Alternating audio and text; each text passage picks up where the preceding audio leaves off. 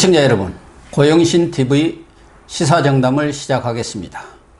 황교안 자유한국당 대표가 어제 일본 경제 보복 조치를 논의하기 위한 청와대 5당 대표회담을 제안해서 1년 4개월여 만에 대통령과 여야 당대표회담이 18일 오후에 열리게 되었습니다. 이진곤 교수님과 함께 청와대 대표 회담에서 한일 갈등에 대한 돌파구를 마련할 수 있을지 전망해 보도록 하겠습니다. 이 교수님, 황교안 대표가 그동안 대통령과 1대1 회담 아니면은 교섭단체 대표만 참석하는 1대3 회담을 요구했었는데 이를 철회하고 5당 대표 영수회담을 제안했는데 일단 긍정적인 결정이 아닌가 하는 생각이 드는데 어떻게 보시나요?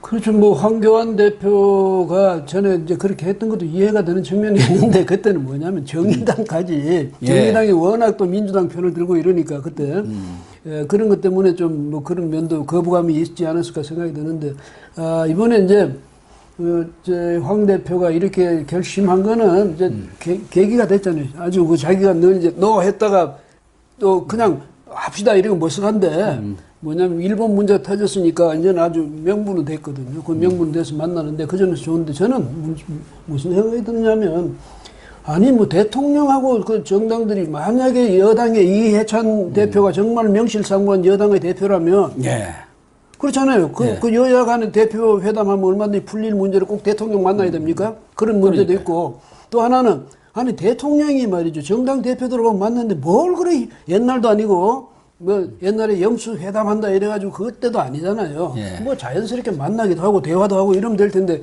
우리나라 보면 참 그 이상하게 형식을 잘 따지는데 그렇다고 형식 따져서 뭐 제대로 되는 게 있냐면 그것도 없어요. 그래요. 회담하고 나면은 싸움뿐이 한 게 없어요. 돌아서자마자. 그러니까 이해찬 대표가 실질적인 집권 여당의 대표로서의 역할, 능력, 그런 재량권을 갖고 있다면은 구태여 꼭 대통령을 만나야 할 이유는 없죠. 과거에는 여야 대표 회담이 아주 자주 열렸지 않습니까?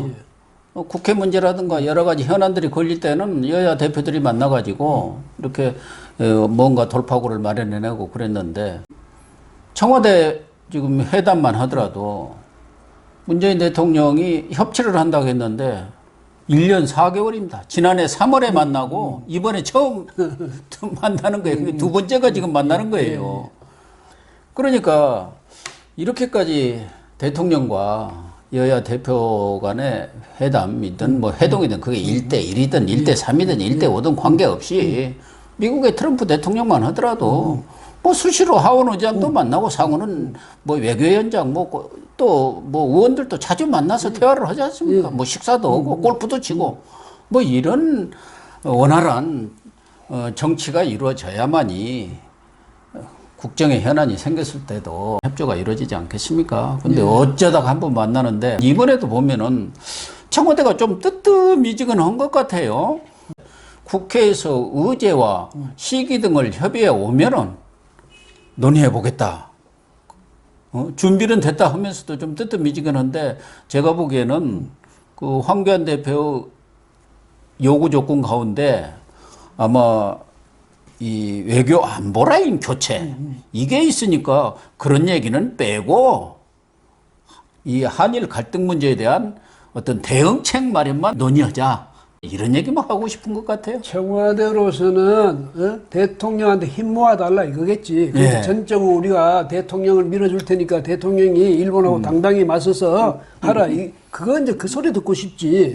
그 소리 듣고 싶은데 이쪽에서 책임 문제가 나오면 입장이 낮아지잖아요. 그것도 있고 또 하나 우리 옛말에 멍석 깔아주면 하던 뭐도 멍석 깔아주면 안 한다고 그래. 맞아요. 그래가지고 뭐 야당 보고 와서 이야기하자 전에 그랬잖아요. 한전 북한 쌀 주는 문제 가지고 그러니까 그거 좀 박수 쳐달라는 거 아닙니까? 병풍 쳐달라는 얘기인데. 근데 대통령이 정말 그 우리 흔한 말로 쪼잔하게 하면 안 돼요. 뭐냐면 대통령이 언제든지 좋다 만납시다. 만나서 이야기할 거 다 하세요. 그렇다고 뭐 야당이 욕한다고 뭐 인적 쇄신하라 한다고 꼭 다 들어줘야 될 건 아니잖아요. 그렇잖아요. 아, 충분히 그 말에 일리가 있다든지 아니면 우리 사정이 이렇다든지 설명하면 되는 건데 우리나라 대통령이 문 대통령 같은 경우에 특히 무슨 소통을 굉장히 강조하고 옛날에 박근혜 전 대통령이 너무 폐쇄적이었다 어쨌든 그렇게 비판하던 측 아닙니까? 예. 그리고 자기는 뭐 항상 뭐 야당 대표를 언제 어디서나 만나겠다고 이렇게 해놓고는 만나기 뭘 만나? 딱 들어가니까 또 마찬가지 아니에요. 그래서 그러면서 이 자기들이 회동을 하면 뭐든지 이야기합시다 이래야 될 텐데 또 쓱 가려놓고 말이죠. 다리를 발을 쓱 한 발 빼는 모습 아닙니까? 이렇게 모처럼 여야 양수 회담이 만나서 물론 가장 핵심인 한일 그런 무역 갈등, 경제 갈등 문제가 가장 논의의 초점이 되겠지만 그동안 여러 가지 현안들이 있었지 않습니까? 그러면 그런 걸 테이블에 다 올려놓고 얘기 다 해보세요. 이 교수님 말씀하신 대로 제가 다 듣겠습니다. 그중에 또 필요한 거, 또 합당한 그런 제안이라든가 주장이 있으면 제가 허심탄회하게 듣고 뭐 수용을 하겠다든가 이런 자세를 가져야 하는데 회담도 하기 전부터 뭔가 의제를 좀 제안해봐라. 너희들끼리 모여가지고 그거 아닙니까? 그 뭐 선생님한테 갈 때 저기 밑에서 분단장끼리 논의해가지고 선생님한테 그거 뭐 가서 건의하라 이 말입니까? 그래서 이런 식의 이게 바로 옛날에 그 권위주의적인 그 리더십 스타일, 그 권위주의적인 통치 스타일의 이게 유물이거든. 그래서 이런 거는 하지 말고 정말로 허심탄회하고 서로 소통하는 그런 모습을 보여야 되고. 또 뭐냐면 지금 말씀하신 그대로예요. 뭐 무슨 패스트트랙이라든지 이런 현안이 있는 거 그것도 같이 논의해가지고 그럼요. 네, 다 논의하고 뭐 북한 문제도 다 논의하고 이렇게 해가지고 이걸 자주 이제 만나서 이렇게 논의를 하면 편할 거고 또 하나는 아까 우리가 처음부터 이야기를 했습니다만 사실 뭐 꼭 그 정당 대표들이 대통령 만나서 뭐 풀 생각하지 말고 정당 대표끼리 맨날 만나서 의회의 사안은 있잖아요. 입법 사안이라든지 이런 문제는 거기서 자기들이 풀어야지 대통령을 왜 건너다 봅니까? 그래서 그런 문제를 보면 우리 앞으로는 정말로 정치하는 스타일을 정당이라든지 대통령이 다 좀 바꾸도록 노력해야 되겠어요. 그러니까 이번에도 보면은 공수처법이라든가 검경 수사권 조정 또 지난번 국회 선진화법 위반 문제 이런 것들도 또 주요한 핵심 의제가 될 것이 뻔한 거고 야당으로서는 이것이 급한 사안 아닙니까?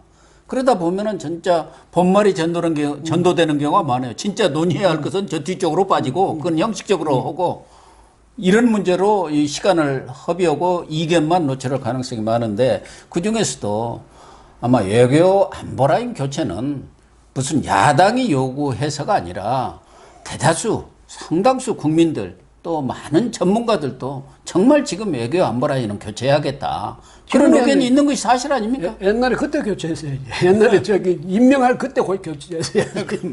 그 강경화 저 외교장관 있잖아요. 제가 뭐 그 양반 전혀 모르지만은 하는 일이 그 강경화 외교부 장관이 지금 어디 있는지 무슨 일을 하는지 우리 국민 아는 사람 있습니까? 아프리카 가서 무슨 이상한 대통령 뭐 부통령 만나고 다니던데. 그러니까 안보실에서 정의용 실장이 다 하지.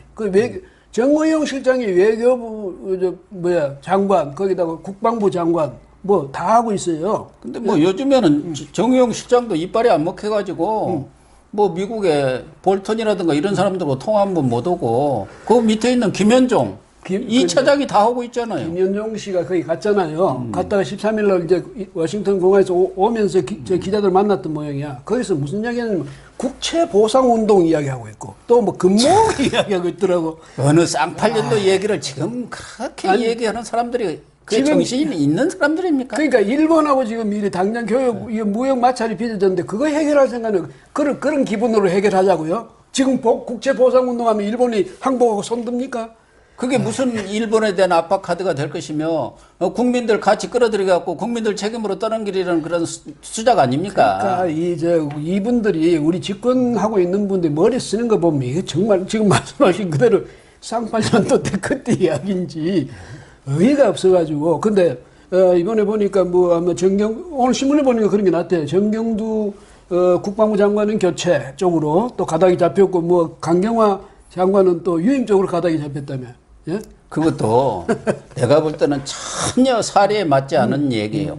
전쟁 중에 어떻게 장수를 바꾸느냐 하는데 그 장수가 유능했을 때 이야기지 무능해가지고 아무 역할도 못하고 또 싸움을 어떤 능력과 자질이 갖추지 못했다 한다면 당장이라도 빠르면 빠를수록 좋은 거죠. 경지를 하는 게. 아니, 근데 그렇지 않습니까? 전투 중에 장수를 바꿀 수 없다 맞는 말인데 거긴 장수가 없잖아요. 지금 그 장수는 거기 전장에 없잖아요. 맞아요. 그냥 집에 가서 노는 장수를 휴가 중이고 매위 중이거든요. 그래서 그런 것도 보면 전에 또 저는 이낙연 총리 입장이 좀 난처할 것 같다. 왜 국회에서 뭐라고 했냐면 두 사람의 그 경제에 대해서 제가 생각하고 있다. 뭐 청와대하고 협의하겠다고 해임 건의안 얘기를 했죠. 그러면서 또 청와대와 상의하겠다. 뭐 이렇게 했잖아요. 그런데 총리 입에서 이미 해임 건의안 이야기가 나왔다.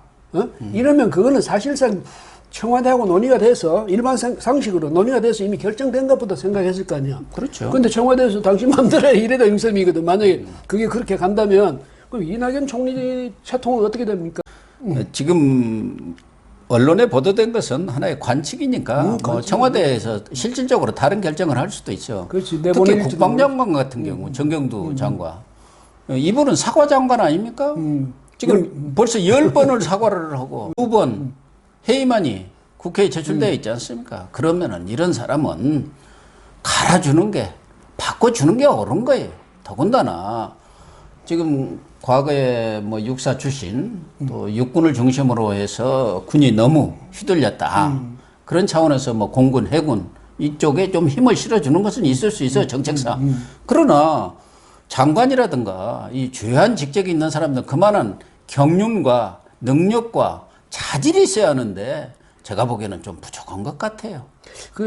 이 사태 또 상황 여기에 대한 인식조차 부족해요. 무슨 얘기냐면 국방부 장관이 6.25가 김일성과 그 노동당이 저지른 범죄적 행위 맞느냐 이랬더니 그걸 왜 머뭇하고 또 한 번 더 물어도 머뭇거리고 이런 식으로 그다음에 뭐 천안함 사태하고 저 연평도 그 포격 사건 연평해전 거기에 대해서 하니까 무슨 남북 간에 불미스러운 무슨 충돌 그런 인식 가지고 대한민국 국방부 장관 합니까? 아니 그 외교부 장관이나 무슨 통일부 장관이 그런다 하더라도 국방부 장관 같은 무슨 소리 하냐고 자기가 오히려 화를 내야 될 텐데 그런 분이니까 이 자질 면에서도 또 인식 면에서도 또 책임의식 면에서도 또 자기 정체성 그 면에서도 보면 이분은 아무래도 적격자는 아닌 것 같습니다. 그러니까 국방장관이 능력이 없고 무능하면은 그 사람 한 사람으로 끝나면 괜찮아요.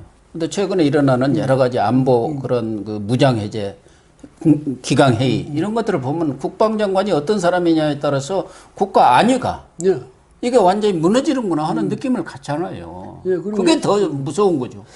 일선 초병들이 경계근무 제대로 안 쓰고 왔다 갔다 하고 허위 조작이나 해갖고 발표하고 이런 그런 군의 태도라는 거는 국민들로서는 어떻게 발벗고 잠을 잡니까?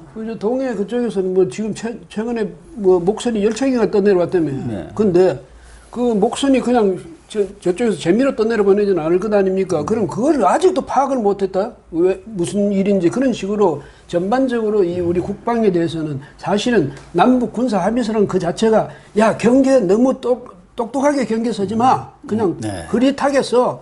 그런 명령을 내린 거나 마찬가지다. 저는 그렇게 생각해요. 그래서 그런 점에서 뭐 국방부 장관 나보고 어쩌라고 뭐 이럴 수는 있는데 우리나라 진짜 제대로 지금 국방 시스템이 제대로 돌아가고 있는 겁니까? 국방장관이 그런 태도를 갖고 있으니까 일선 군에서도 말씀하신 대로 똑똑히 경계 쓰다가 뭐 북한 애들이나 잡고 무슨 납포해가지고 이렇게 문제 생기면 골치 아프니까 그거 하지 말라는 거죠. 그냥 웬만하면 모른 체 하고. 원래 그냥 살짝 바다에서 그냥 살짝. 그런 상황이란 말이에요. 그러니까 이게 안보가 그래서 무너졌다고 무장해제됐다는 거 아니겠습니까? 그런데 지금 강경화 장관이 아마 16일 귀국 예정인가 그럴 거예요. 근데 얼마나 다대한 오늘 아마 들어올 겁니다. 왜 그러냐면 그 스티웰 동아태 담당 부차관본가가 오늘 방문해서 아마 오늘 들어와서 만나지 않나 이렇게 그러면 그 아프리카 가서 무슨 우리 외교 집행을 아프리카 그쪽에 넓히고 이렇게 한다고 했지 않습니까? 얼마나 다대한 그걸 해와가지고 일본 없어도 돼. 우리 아프리카에서 그 소재하고 그 부품 이제 다 갖고 오기로 계약했어. 이러고 올지도 모르지. 어제 그 김재원 외교위원장인가 국회에서 그렇게 얘기했잖아요. 아니 아프리카 그거 무슨 부통령 만나고 한반도 평화 프로세스 지지받았다고 이렇게 언론 보도가 났던데 그 사람 지지받아서 무슨 일이 해결될 게 있느냐. 받으면 뭐고 안 받으면 뭐더냐고 그렇게 비아냥을 댔더군요. 우리가 그렇게 멀리 떨어진 아프리카에서 무슨 남북 문제든지 뭐 저기 우리 무역 마찰 문제도 그거하고 무슨 상관입니까? 그렇잖아요. 예전에는 유엔에서 표대결을 많이 했지 않습니까? 뭐 아프리카든 어디든 다 한 표니까 그것 때문에 이제 뭐 그런 경우도 있었는데 지금은 그럴 필요가 없지 않습니까? 뭐 표대결 하는 것도 아니고요. 어쨌든 지금 청와대 회동이 열린다는데 좀 걱정이 되는 것은 어제 문 대통령이 수석 보좌관 회의에서 어떻게 보면은 일부 야당에서는 대일 선전포고나 다름없다 할 정도로 강경 발언을 했지 않습니까?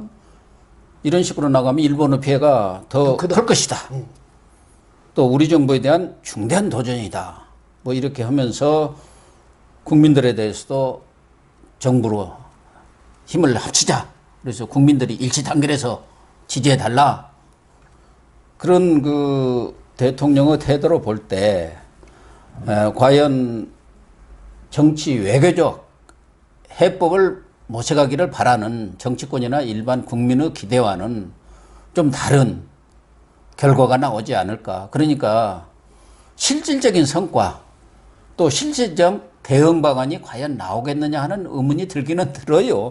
그게 저기 우리 문재인 대통령 정부가 들어서고 난 뒤에 일본하고 유난히 각을 세웠거든요. 네. 유난히 각을 세우면서 또 반대로 상대적으로 좀 북한에 대해서 민족 자주, 민족 자결 이걸 굉장히 또 강조를 했고 외세 배격 이루고 한반도 문제는 내가 운전자다 이걸 또 굉장히 강조했고 그러면서 외세는 배격한다 이렇게 자꾸 하면서 항상 일본하고 북한을 대척점에 두고 이야기하는 것 같아 인상을 줬는데 그래서 일본에 대해서 자꾸 국민들의 민족 감정 부추기고 적개심을 부추기고 하는 그런 인상을 줬는데 이번에 말이죠. 이게 사실은 이제 물론 국민들이 되게 알죠. 뭐냐면 그 징용 피해자들의 그 배상 문제 이거 가지고 이제 대법원 판결 때문에 그렇게 됐는데 법원의 판결은 맞습니다. 그러니까 그걸 사법부 하는 일은 맞는데 정부가 관여할 수 없는 일은 맞는데 대신에 정부가 이것을 정치적으로 또 일본하고 논의할 수는 있잖아요. 네, 논의해서 제3의 어떤 해결 방법을 찾을 수도 있고 근데 전혀 안 했거든. 그거 외면하고 있어. 그거 우리 소관 아니야. 또 위안부 합의 문제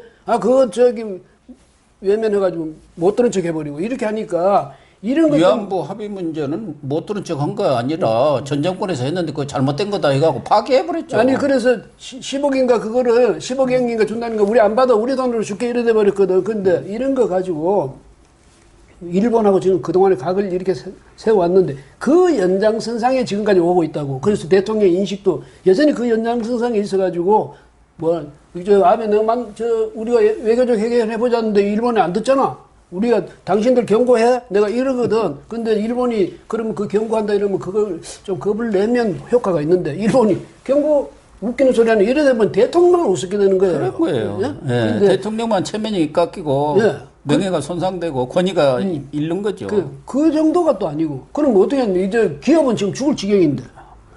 그럼요. 대통령이 자기 채통 때문에 자기 기분 때문에 그럼 그 계속 이런 식으로 계속 갈 겁니까?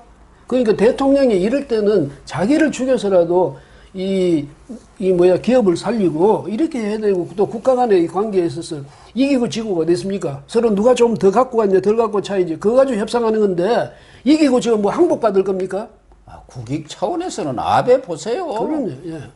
트럼프 앞에 가서 완전히 살살이 삽살개 노릇하잖아요. 그래도 찾을 거 다 찾잖아요. 그렇죠. 왜냐하면 일본은 잃어버린 20년, 요새 잃어버린 30년 당해봤거든. 미국이 어떤 나라라는 거, 그냥 바꿔 말하면 우리도 일본이 어떤 나라라는 걸 알아줘야 돼. 왜? 그 사람들이 우리보다는 세다는 걸 인정해주면 되잖아요. 그거 인정해주는 게 뭐 그렇게 큰 어려운 일입니까?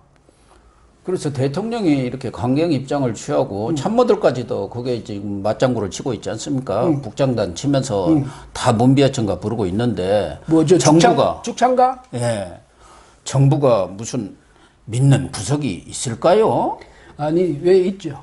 우리가 자주 이야기하는데 아니 미국 큰형님도 그런 거 알아서 당사자끼리 해결해 이렇게 하고 나오잖아요. 미국 큰형님은 지금 저 말할 입장이 아니지. 그 뒤에서 즐기는 거지. 앉아서 즐기는데 뭐냐면 이것도 또 우리가 전에 늘 뭐 이야기했듯이 이것도 이를테면 저 내년 총선하고 연계될 수가 있거든. 그래서 지금 이 정부가 그동안 믿었던 남북 관계도 교차 상태고 김정은이 또 이제 빠지라는 거 아니에요. 좀 믿었는데 아무런 영향가가 없으니까 오히려 걸리적거리니까 빠지라는 거고 경제는 지금 실패했으니까 결국은 많은 사람들이 이런 그 내년 총선을 앞두고 만회하게해서 일본 때리기, 일본 카드를 가지고 친일과 반일 구도로 간다면 결국적으로 친일보다는 반일 쪽이 많을 것 아니겠습니까? 정서적으로 그렇죠. 네, 정서적으로. 그러니까 그런 구도로 지금 몰고 가려는 거 아닌가 그런 우려들을 지금 하고 있거든요. 그러니까 삼성이 죽든 SK가 죽든 LG가 죽든 내가 알 바 없어. 일단 왜? 총선은 이기고 나서 그때 가서 그 무릎을 꿇든 뭐 알아서 하겠다 뭐 그런 건지. 그런 거라면 이건 정말로 심각한 문제거든. 그다음에 미국이 뭐 우리가 김현종이 가서 뭐라고 갔다 와서 하는 말이 또 웃겨. 가서 그 중재 좀 해주십시오 부탁을 당연히 하고 와야 될 텐데 중재 부탁은 안 했어요. 뭐 그게 자랑이에요? 그다음에 왜? 중재해줄 사람이 아니거든. 부탁을 안 한 게 아니라 못 온 거 아니겠습니까? 그러니까. 입 밖에 낼 형편이 못 되니까. 그러니까 미국이 그런 거 중재달란도 해주겠습니까? 왜? 해준다는 거 받고 중재해준다는 걸 받고 말해서 에이, 일본 참어 이 말 아니겠습니까? 그렇죠. 근데 그거를 미국이 못하지 일본한테는. 왜? 네. 그 당신들끼리 알아서 풀어 이러지. 그러니까 한국 정부가 문재인 대통령이 뭐 대개 뭐 미국하고 어디 아주 저 친밀한 관계를 유지했던 거 아니잖아요. 더더구나 저 사람 저 도대체 편이 북한 편인지 우리 편인지 저 중국 편인지 우리 편인지 왜냐하면 1대1로에 대해서는 적극적으로 무슨 협력할 그런 의사까지 다 표명해놓고 그렇죠. 인도 태평양 여기에 대해서는 아니야 우리 거기 안 가 이랬거든. 이런 것을 봤을 때 국가 간의 이 관계에 대해서 특히 외교 안보 외교에 있어서는 우리가 너무 좀 미숙한 게 아닌가. 예? 그러니까 저 외교부 장관 해외 뭐 아프리카까지 가서 외교를 하고 이 급한 판에 바로 이에서 불났는데 그러니까 불 끌 생각을 안 하고 그런데 이제 또 일각에서는 황교안 대표도 이렇게 갑자기 또 국가적인 차원에서 또 국민들을 안심시키기 위해서 자기 입장을 철회를 했다고 하지만 지금 그렇지 않아도 지지율도 정체 상태고 거기다가 당내 잡음 또 본인의 또 말실수 이런 것들이 있으니까 좀 정치적인 뭔가 만회책으로 노림수를 갖고 이렇게 청와대 회동을 제외한 거 아닌가 하는 그런 또 관측들도 있어요. 근데 황 대표도 그래요. 그러니까 이제 이번에 이게 뭐 내가 뭐 전에는 안 한다 이랬다가 지금 들어가려니까 뭐 형식이나 뭐 전혀 상관없이 무조건 들어간다면 이런 식이 되니까 자기가 그런 말 하려면 충분히 명분이 있어야 되는데 이번에 일본 문제니까 명분이 됐다고 들어가는지 모르지만 일반 국민들이 볼 때는 저 사람 도대체 뭐야? 원칙이 뭐야? 네. 일본하고 관계에서 도대체 어떤 원칙을 갖고 있고 그럼 이 자유한국당이 제1야당이에요. 그럼 명확한 자기들 나름대로 원칙이 있어야 될 거고 또 대안이 있어야 될 거고 아니면 정부에 대해서 공격할 수 있는 그 공격 포인트가 분명해야 되는데, 난 느닷없이 황 대표가 대통령 무조건 만나겠다. 정당 대표들 무조건 만나겠다. 뭐냐고, 저 사람 뭘 가지고 만나는지 국민은 모르잖아요. 그래서요, 어제 황교안 대표가 요구한 내용들을 보면 대일 특사를 파견하자, 대미 특사 파견하고, 또 미국에 대해서는 국회 방미단도 구성해서 파견하자. 그 외교안보 라인 교체도 있습니다만 또 하나는 민관정 협력위를 구성하자. 그러니까 자기들의 입장은 없는 것 같아요. 우리 뭐 어디 사람 좀 보내봅시다.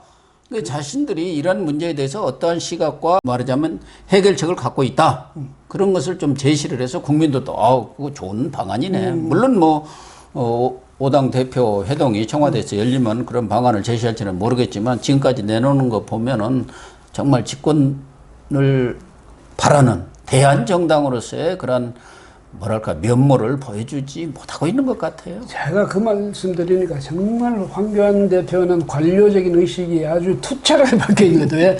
그 사람도 관료들을 걸핏하면 그러거든. 무슨 뭐 특위 구성하자, 무슨 특사 보내자, 위원회 만들 구성하는 거죠. 그리고 다 떠는 게 뭐예요?